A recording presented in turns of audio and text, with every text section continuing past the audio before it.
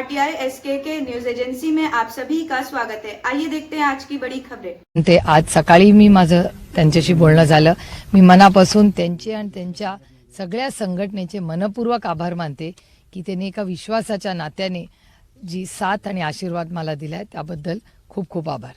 एकीकडे तुम्हाला पाठिंबा दिलेला आहे, मात्र दुसरीकडे त्यांनी अनेक ठिकाणी मतदार जे आहेत कॅन्डिडेट जे आहेत ते उभे केलेले आहेत, याचा फटका तुम्हाला बसण्याची शक्यता आहे का? बघूया, मला असं वाटतं चर्चा अजूनही चालू आहे। आमची अपेक्षा आहे की ह्या संविधान वाचवण्यासाठी आणि देशात दडपशाही हद्द पार करण्यासाठी ही लढाई आहे। त्यामुळे राज्याच्या देशाच्या स्वातंत्र्यासाठी ही लढाई आहे आणि त्याच्यासाठी आम्ही सातत्याने प्रयत्न करत राहू। तरी राष्ट्रवादी काँग्रेस शरद पवार यांच्या पक्षाकडून आचारसंहितेचा भंग केल्याबद्दल शिवसेना आणि भाजपच्या विरोधात निवडणूक आयोगाची तक्रार दाखल केली होती। या तक्राराची निवडणूक आयोगाने दखल घेतलेली आहे आणि आचारसंहिता कलम 77 नुसार स्टार प्रचारकांना पहिल्या टप्प्यातील प्रचार करण्यासाठी बंदी घातलेली आहे। मला याची काय माहिती नाही। दुसरीकडे एकीकडे ईव्हीएम वरती मतदान घेण्यास अनेकांचा विरोध होतोय।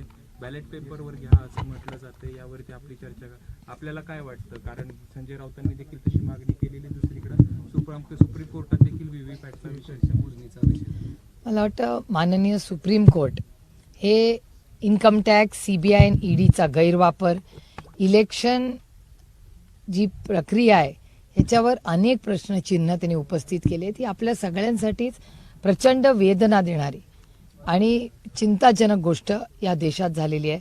कालच आदरणीय पवारसाहेब वर्ध्यातही त्यांनी भाषण करण्यामध्ये त्याच्यामध्ये त्यांनी इमर्जन्सीचा म्हणजे इमर्जन्सी अनाऊन्स नाही आहे पण तशीच परिस्थिती आहे का अशी एक दबत्या आवाजात समाजात माध्यमातून चर्चा होते।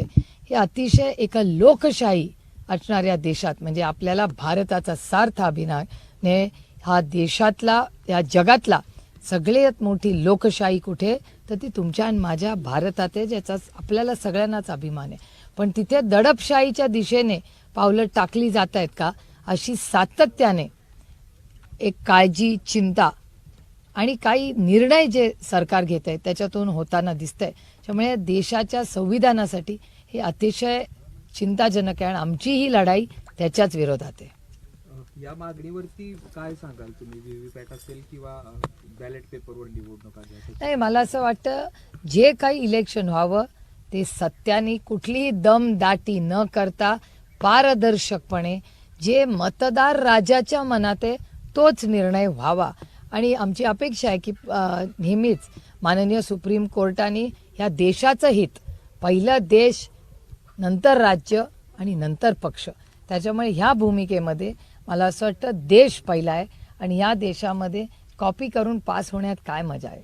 खरं आपण मेहनत करून या देशाची सेवा करण्यासाठी आम्ही राजकारणात येतो, कॉपी करून पास होण्यासाठी नाही। असं वाटतंय का कॉपी करून पास केलं जाते किंवा होतंय? काय कारण 2 दिवसापूर्वी राहुल गांधी यांनी दिल्लीत म्हटलं होतं की भाजप 180 पार जाणार नाही जर ईव्हीएम मध्ये काही गोष्टी नाही चालत। नाही, त्याच्यामुळेच ही अस्वस्थता समाजात सातत्याने दिसते। म्हणजे कशावर कुठला निर्णय समाजामध्ये दबक्या आवाजामध्ये सातत्याने दडपशाही म्हणजे लोकांना धमक्या अशा गोष्टी येत आहेत आणि तुम्हीच प्रश्न विचारतायत ह्याच्यातच माझं उत्तर आहे ना। याचा अर्थ काही ना काहीतरी कुठेतरी या देशात होतंय। देवेंद्र फडणवीस पुरंदरला सभा घेणार आहेत, इंदापूरला सभा घेणार आहेत, कार्यकर्त्यांची समजूत घालण्याचा प्रयत्न करणार आहेत। काय वाटतंय तुम्हाला?